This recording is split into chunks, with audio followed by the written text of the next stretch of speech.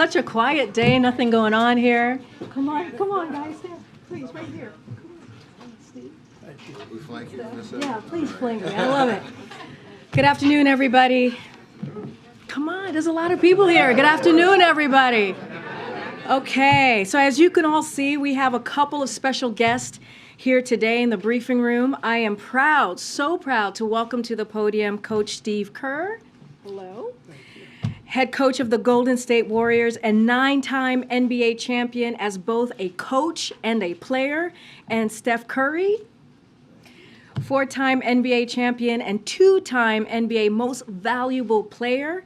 Coach Kerr and Steph will say a few words about their visit to D.C. today and an issue that's close to their hearts.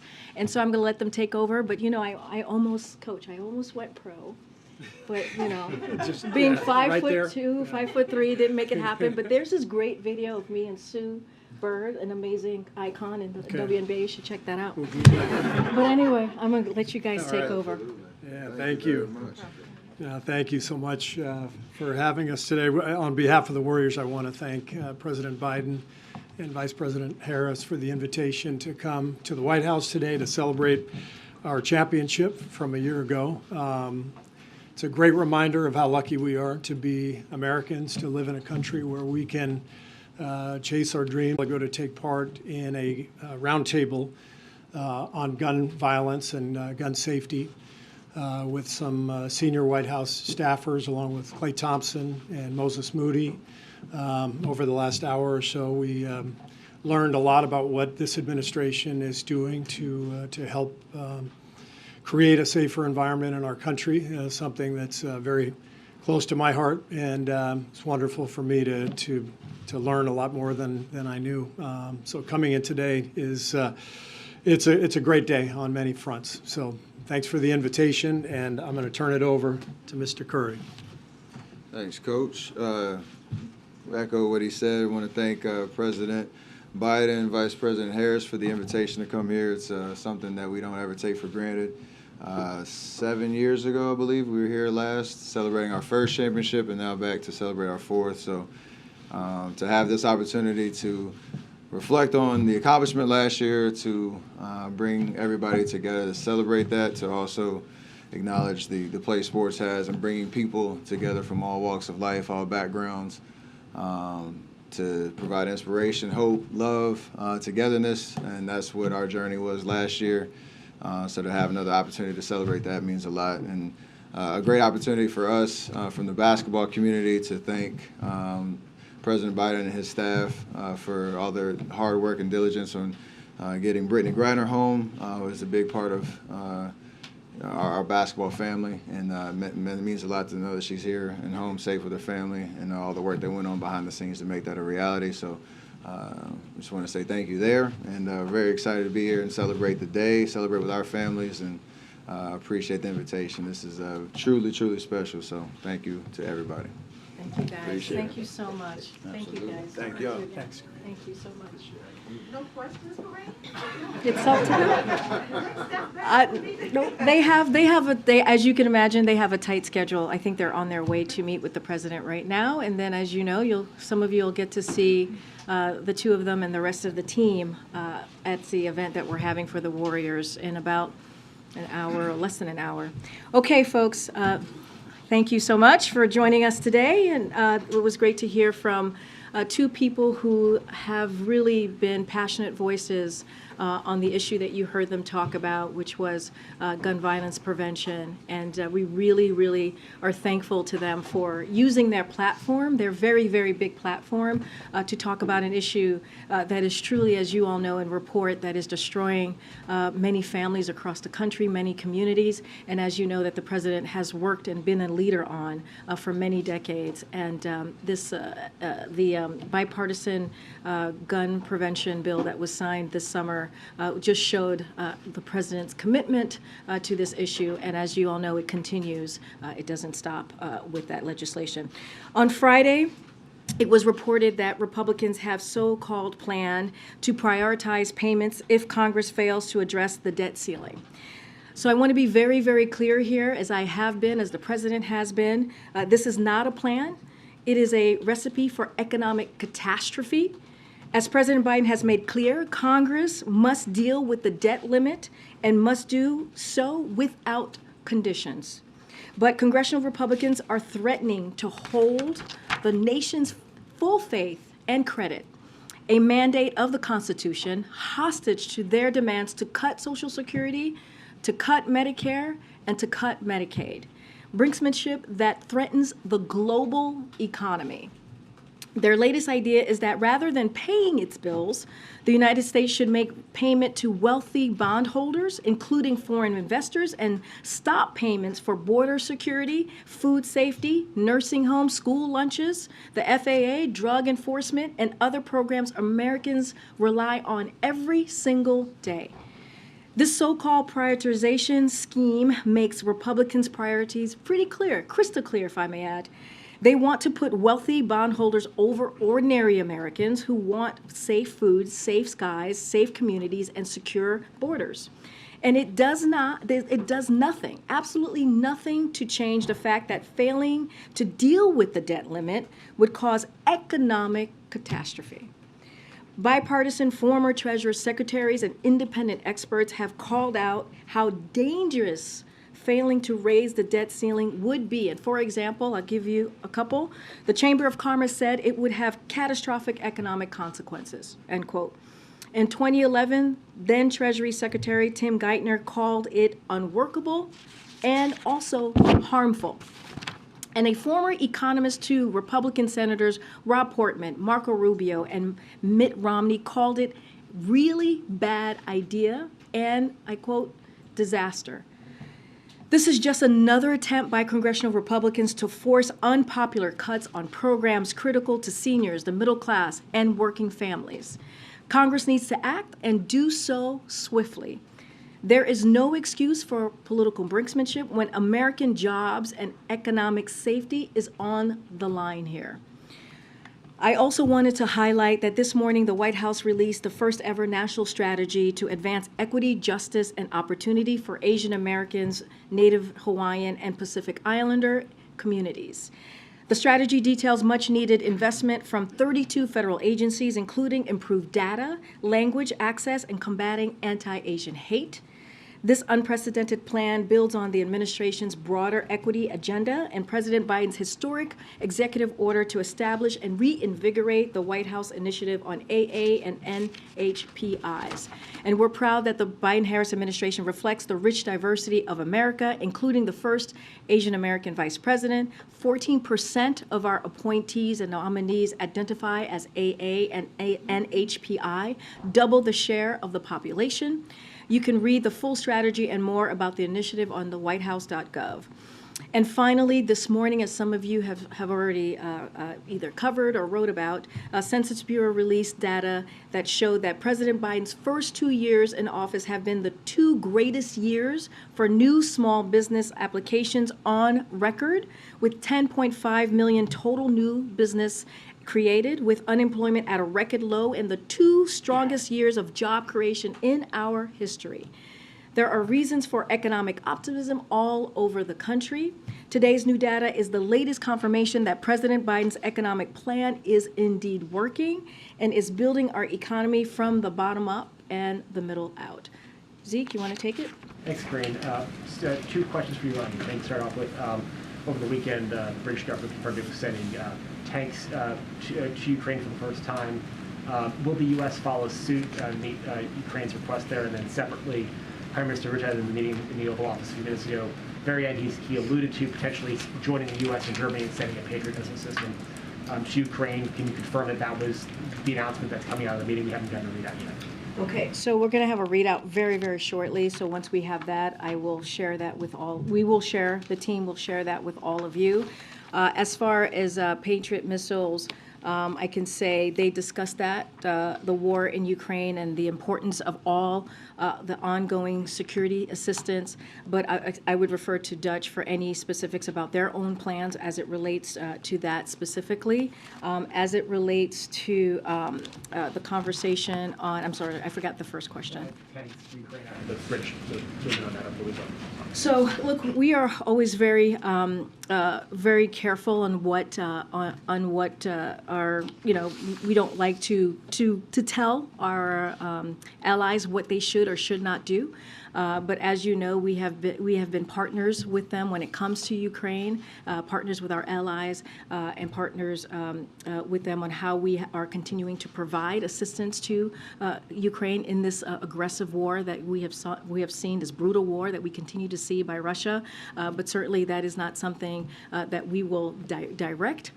We will continue to focus. We have been the country that has provided the most assistance, as you all know, when it comes to security assistance, when it comes to humanitarian aid, and we are in constant conversations with Ukraine on what their needs are, and so we're going to continue to do that alongside our partners and also our allies. This is now an area where the UK is going to be ahead of the U.S. sending Western tanks to Ukraine, because they're going ahead with sending more than a dozen of them in the coming weeks and months.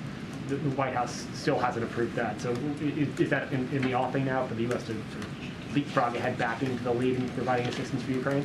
Again, look, we are in constant conversation with the Ukrainians on their assistance. We have given the most assistance than any other country. The president, when he walked into the administration, he made sure that he brought the NATO together. He brought our alliance and partners together to make sure that we had the backs of the Ukrainian people.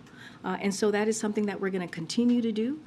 Certainly, I'm not going to get ahead of any announcements from here. But again, this is we will be with the Ukrainian people for as long as it takes for them to defend themselves, for them to defend themselves against the brutality that we are seeing from the Russian aggression. I just on a different topic, regarding the discovery of classified and official documents at the president's residence and former office. Last week, you told, I believe it was Phil, that we all can assume, the American people could assume that the searches were complete and all the documents had been recovered. On Saturday, the White House counsel's office said that 5 additional classified documents had been found. Is it safe to assume now that all the documents have been recovered, all the official records, all the classified documents are back in the custody of the National Archives, or are more searches underway to find out if there's anything else there? Look, I understand your question. We have addressed multiple questions from here. Multiple questions have been answered by the president. I know that you all just spent about, some of your colleagues, maybe you yourself, Zeke, was on the phone with my colleague for about 45 minutes that addressed a lot of your questions. I'm just going to continue to be prudent here. I'm going to let this ongoing review that is happening, this legal process that is happening, and let that process continue under the special counsel. I'm not going to comment from here. I'm not. One of the things that we have said for the last 2 years, when it comes to the Department of Justice, when it comes to legal matters, when it comes to legal issues, we have been very clear that we are not going to comment. We are not going to politically interfere, and that continues with this legal issue. And so I would refer you to the Department of Justice, refer you to the special counsel as it relates to specifics on this issue, and also my White House counsel colleagues are engaging with all of you, and will certainly continue to have conversations on this. I will say that we are consistent with what we have said on cooperating fully with the Department of Justice on this issue, and we will continue to cooperate fully with the special counsel. Thanks, Karine. On Friday, you stood here, though, and were asked about this documents issued by our count some 18 times. At that point, the president's lawyers had found these 5 additional pages of classified documents. So did you not know on Friday that those documents had been found when you were at the podium, or are you being directed by someone to not be forthcoming on this issue? I have been forthcoming from this podium. What I said yes to was what the statement at the time that we all had, right? You all had the statement. And I was repeating what the council was sharing at that time. Right, we had that statement, so we knew what was in it, but you also knew, did you not know that the I'm telling you, I just answered the question. I just said that I was repeating what the information that we had at that time, right, that you all had. I was confirming from what the special counsel had provided to all of you, and that we knew as well from here. So just to be very, very clear. And look, I've also been very clear about being prudent from here. I was also being very clear about being consistent from here. and not going beyond what is currently happening, right? And again, this is an ongoing, I also said this was an ongoing review that was happening with the Department of Justice, and as we know with the special counsel, I've been very consistent about that as well. And that's one of the reasons, your question to me is one of the reasons why we are being very, very careful and very mindful, and to not interfere here, and to make sure that the Department of Justice has their independence. Your question actually proves that, and that's why we're going to continue to refer you to Department of Justice and refer you to the special counsel or my colleagues Is the president at White House Counsel. Does President Biden have confidence in the way his team is handling this, with this trickle out of information and the documents being found day after day? I can tell you this, the president has confidence. I can tell you this, that the president and his team rightfully took action when they learned that the documents existed. They reached out to the archives. They reached out to the Department of Justice. That is the steps. We have been very clear about that, the steps and the process that we took here. And look, we're going to continue. We're going to continue to, as we have said, fully cooperate with the Department of Justice. We're going to fully cooperate with the president's team is going to fully cooperate with the special counsel. That does not stop, and that will just continue. Again, we are going to respect the independence of the Department of Could you Justice. describe his mood to us and the conversations you've had with him on this issue? His mood has been very clear. I saw him this morning. He's very focused. I traveled with him this weekend. He wants to make sure that he's continuing, and we are continuing to deliver for the American people.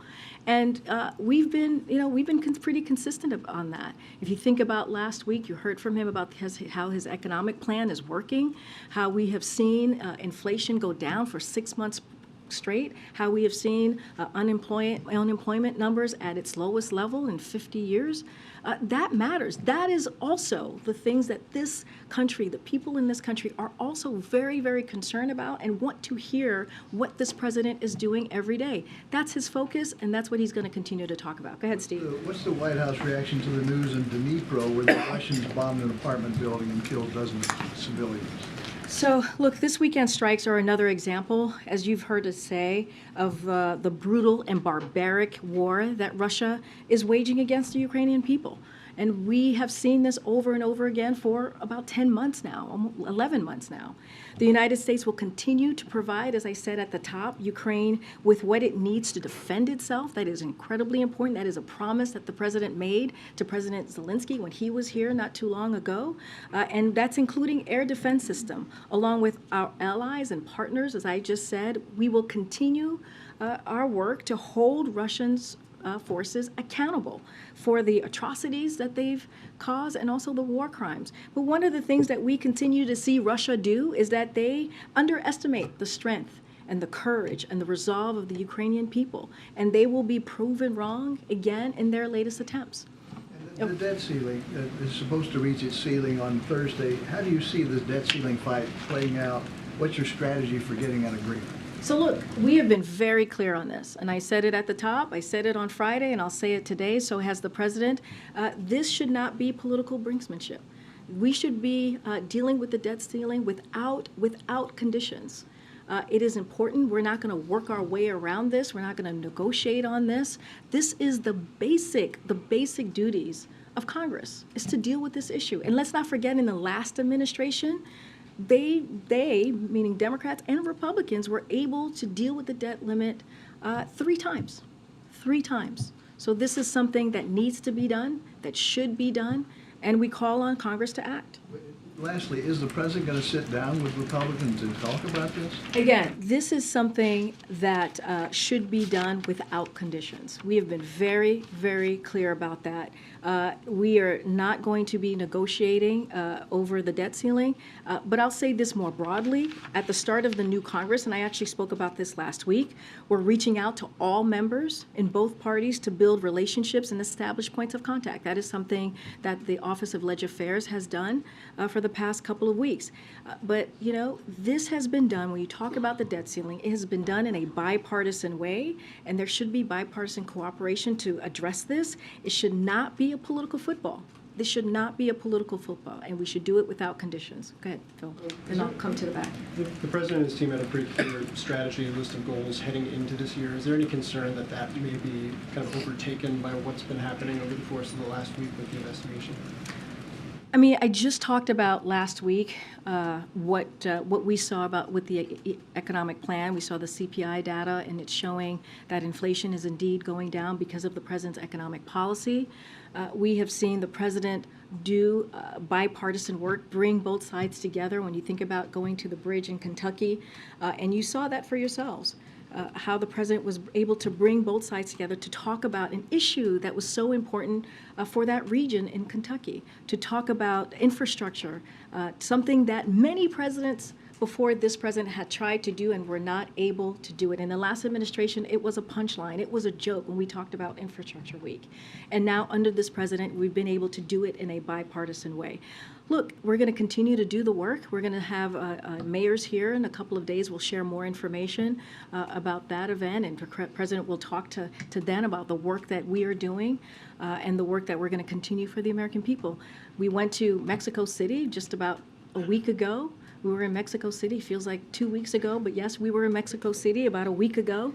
And you saw the president on the world stage talking to our closest partners in North America about how we're going to deal with issues that matter to the American people.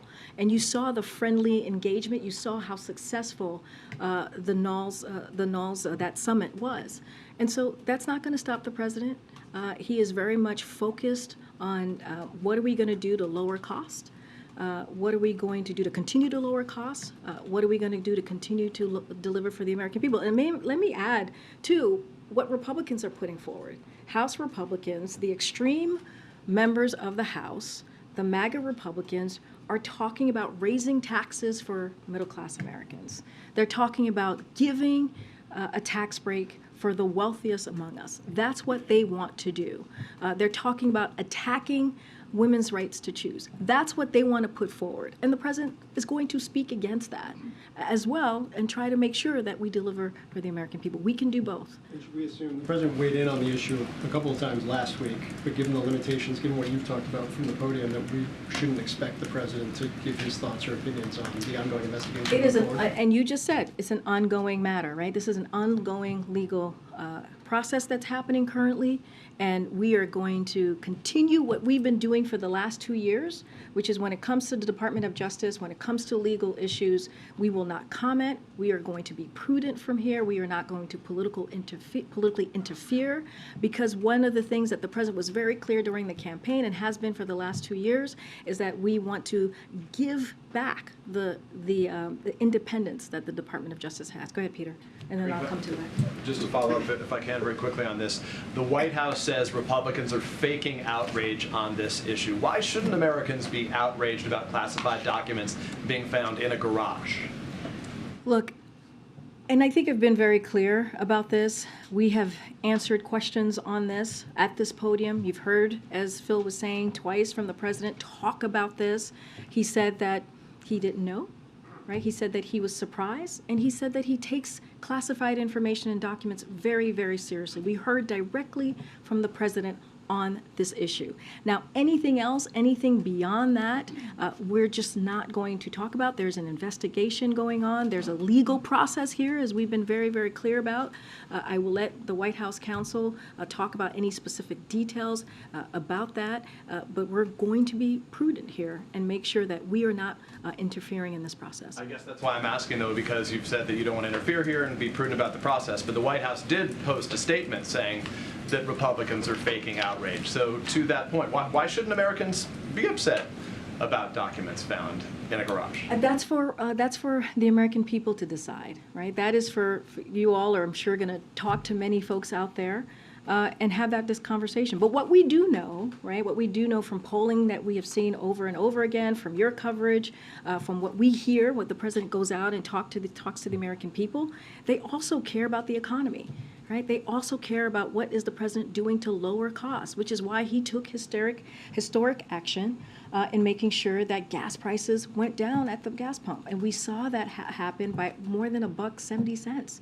And that's the work that the president's going to focus on. You think about the Inflation Reduction Act. That's going to lower prescription drug costs, lower medical costs, right? When you think about that, lower energy costs. So that's going to be our focus here. We know that's what the American people truly care about as well, and it is very important for them that we do that work. I'm going to try and go to the back. Go ahead.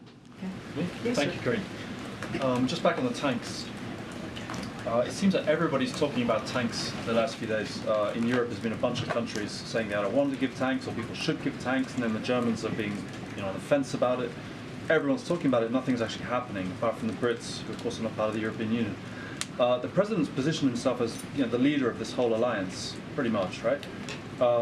Is this a moment when he feels maybe he should step in as the leader and either, cajole, or you probably wouldn't want to use that word, but talk to the Germans, or go with the U.S. tanks, the Abrams? Is something going to happen in short? Because this feels like a bit of a boiling point.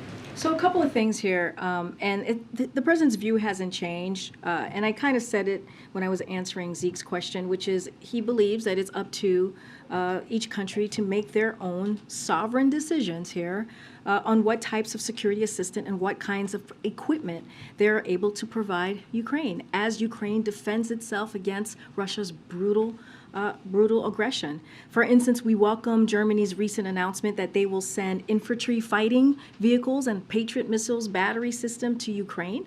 We also support the decision by the UK, as I was asked over the weekend, to send Challenger tanks to Ukraine. We welcome that. We have seen incredible solidarity by nations around the world to support Ukraine. And also, I know that Secretary Austin is hosting another meeting of the Ukraine contact group, which is happening just this week. And we look forward to further discussions on how this broad coalition of allies and partners can continue to support Ukraine as Russia continues this brutal war and barbaric war against the Ukrainian people. But again, as I said at the top, it's up to each country to make their own decisions on this. No Abrams. Look, again, when it comes to these types of security assistance decision, it is up to each country to make that decision, and we leave it to them. Very quick one on documents, if you don't mind. Given these documents have shown up in very personal spaces, we all know that the president loves his Delaware home. It's an extremely personal space for him. Is he physically joining in the search for these things, rummaging around these boxes in the garage and wherever else? I mean, literally. Are you listening to the question that you're asking me? It's look, a serious matter. I mean, where are these documents? It's a serious okay, matter. Is look, he taking look. part in searching for his own documents? Look, I'm going to be very consistent here. I am going to be very clear here, as I have been for the past couple of days, almost a week now, dealing with this. We are going to, any specific questions that you have about this issue, I would refer you to my colleagues at the White House Counsel's Office who spent almost an hour taking these questions from all of you, many of your colleagues. I'm going to let you ask that question to the White House Counsel's Office. And anything else specific to this, I refer you to Department of Justice. I refer you to Special Counsel. Go ahead. Thanks, Karine. On Monday, in regards to police shootings, the president said, I think I did the only thing I can do. Is it the opinion of the White House that there will be no more progress on the issue of police reform going forward, that there's just nothing more to do? Look, the president has been very clear in asking Congress to take action. He has taken executive action. I'm sure you've covered a lot of the actions that he's taken in the past 2 years, and he believes it's now in the hands of Congress to take action, and it is important to do just that. And I will leave it there. One more. Stephen Curry, up on a first-name basis now, apparently. I know, buddies. You guys are buddies. They don't even let me call them Stephen Curry. He mentioned the freeing of Brittany Griner, but does the White House have any comment on the detention of Siamak Namazi, who's in Iran and on hunger strike, and sent a letter to the president? So we received the letter, and our thoughts are with Namazi and his family. We remain committed to securing his freedom, and the U.S. government is continuing to work to bring him home, along with U.S. citizens who are wrongfully detained in Iran, including Imad Shagri and Morad Tabaz. Iran's use of wrongful detention as political leverage is outrageous. The U.S. Will always stand for our citizens overseas. We've been very clear about that and committed, and you've seen the president take action, and you've heard the president say that directly. One of our highest priorities is bringing all of our wrongfully detained citizens home safely as soon as possible and resolving the cases of missing and abducted U.S. citizens. So this will continue to be a priority for the American people, for the president. Okay. Does the White House have any reaction to the arrest in New Mexico of a former Republican candidate for the state house there who was allegedly organizing men to shoot at the homes of 4 Democratic elected officials? Don't have a comment on that at this time. I heard the stories. I just need to check with the team to get the full rundown, but I don't have a comment at this time on that. Okay, Thanks, Karine. I want to follow up on Cecilia's question, and sorry if I missed it, but on Friday, did you or did you not know about the additional 5 pages? I literally just answered that question. But I missed it, so is it yes or no? Well, I mean, you're not too far sitting next to her, so I was very clear. I provided the information that you all had at the time, and I confirmed. No, I did not know. I'm saying I had the information. I actually said this to Cecilia. I had the information that you all had at the time, right? And so this is why I also said to Cecilia, this is why we are trying to be very prudent here, and we're trying to be very consistent and say this is an ongoing legal process, and this is why I say we're just not going to comment from here. That is a perfect example in Cecilia's question, and I was very clear about that. When did you learn about the documents found at the Penn Center in November and in Wilmington in December? When your team was doing a story on it. Because I was also asked a similar question about if our team has been engaged on this, and I've been very clear. This is something that the White House counsel is handling. This is something that is being handled by the president's lawyers, and been very clear. That's why this is why we are being prudent here. This is why we're being consistent with what we have done the last 2 years when it comes to DOJ, Department of Justice investigation. We are just not going to interfere. Well, on that note, you've repeatedly emphasized the need, just as you did today, for independence, for integrity of the Department of Justice investigation. One reason why you continue to point us to the DOJ. So I wonder why then did the White House counsel go to Wilmington to facilitate the handing over of documents to the DOJ? How is that separate? How is that separating the White House from the DOJ? And Weijia, I appreciate the questions. I know there's going to continue to be dozens more questions probably today, and I will say, reach out to the White House counsel's office. That's one of the reasons my colleague was on the phone with many of you taking questions today, and I'm just going to leave it there. That is something for them to answer. Okay, but it's related to something that you keep telling us, which is how much it is important to this White House to separate the White House from the DOJ's investigation. But the White House counsel was the one to go and facilitate the documents, to look for the documents. Again, they have been working very closely with the Department of Justice. I would refer you to them. If you want to know specifically about their actions, specifically about what they're doing, I would point you to the White House counsel's office. Look, guys, you guys can ask me this 100 times, 200 times if you wish. I'm going to keep saying the same thing. I hear your question. It's been asked, it's been answered, it's been noted, and we're just going to try to move on here, and we're going to move on. We're going to move on. We're going to move on. False information. One more, because Ian did have that call today, and he said that the White House would, quote, fully cooperate with the investigation. Does that mean that President Biden is willing to be interviewed if called? I'm just not gonna. You're asking a question that should go to the White House counsel's office. As you just said, Ian You spoke to my colleague just moments ago. That is something that the White House counsel's office should be answering. Anything specific to the DOJ or special counsels, what they're doing, you need to reach out to them. Go ahead, Tam. Are you upset that you came out to this podium on Friday with incomplete and inaccurate information? And are you concerned that it affects your credibility up here?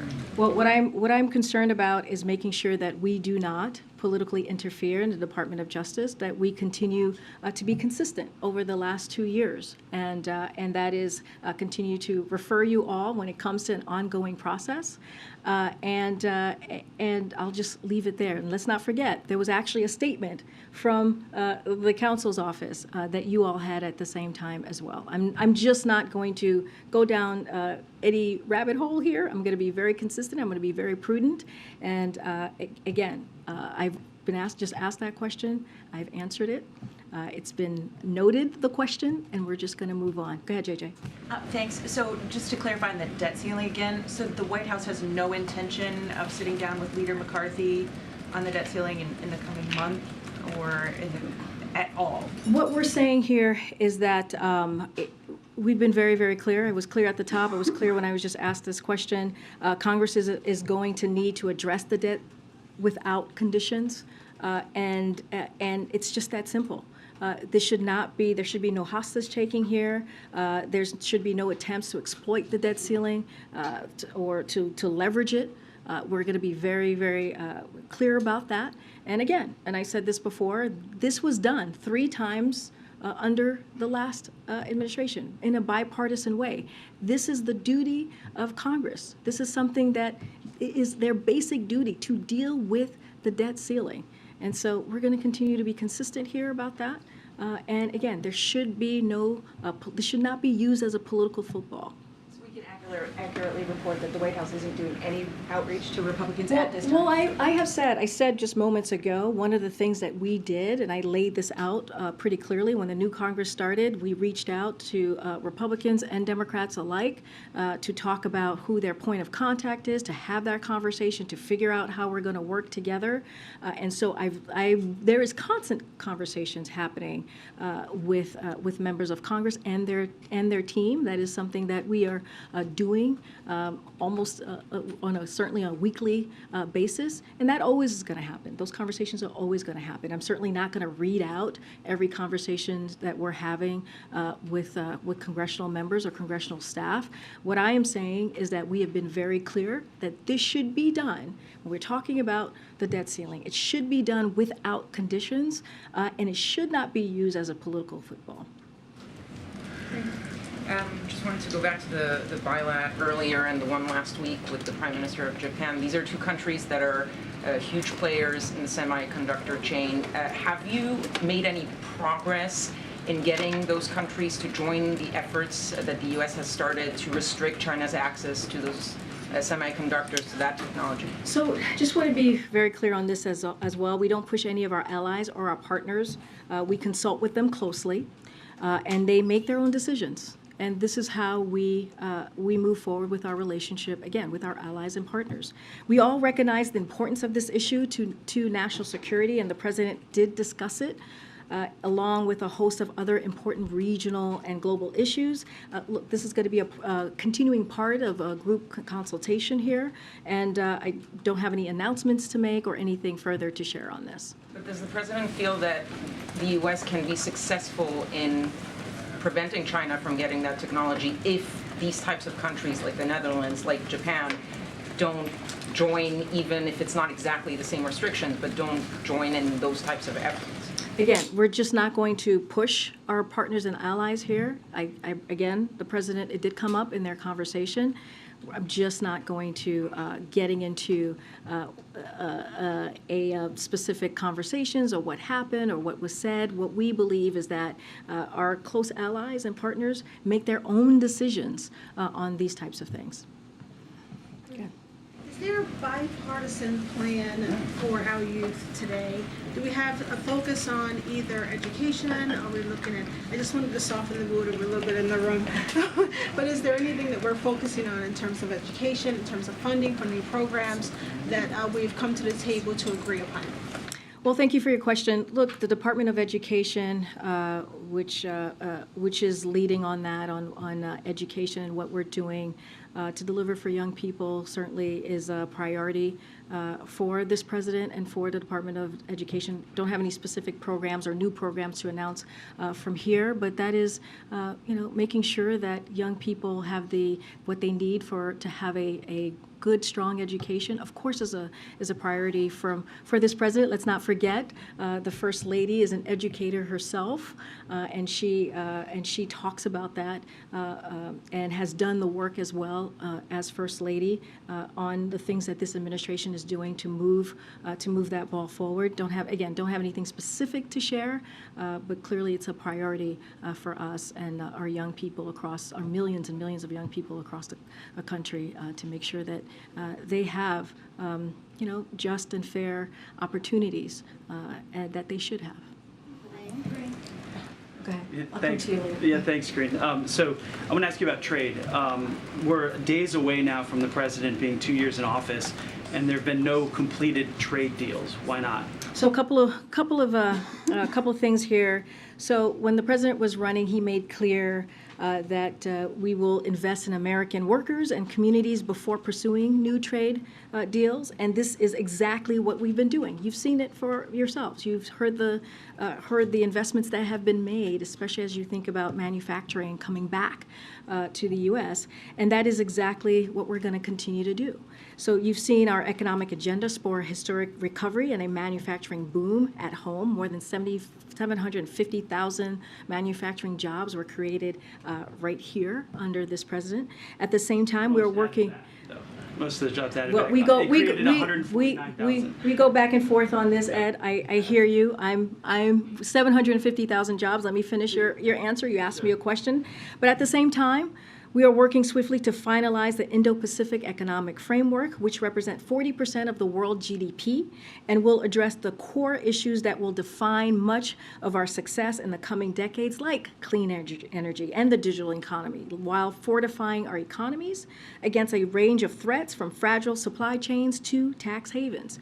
We are committed in every region of the world to strengthen trade and investment in a manner that promotes good, paying American jobs, and also high standards and supply chain resiliency. And that has been the president's priority. At every step of the way, we will work with Congress to negotiate and develop trade policies that advance the interest of all Americans, support U.S. innovation and workers, and enhance our competitiveness. And that has been the president's priority. That is what he talked about during the campaign, and that's what he's been doing and delivering on for the past 2 years. Go around. Go ahead, April. Karine, two questions.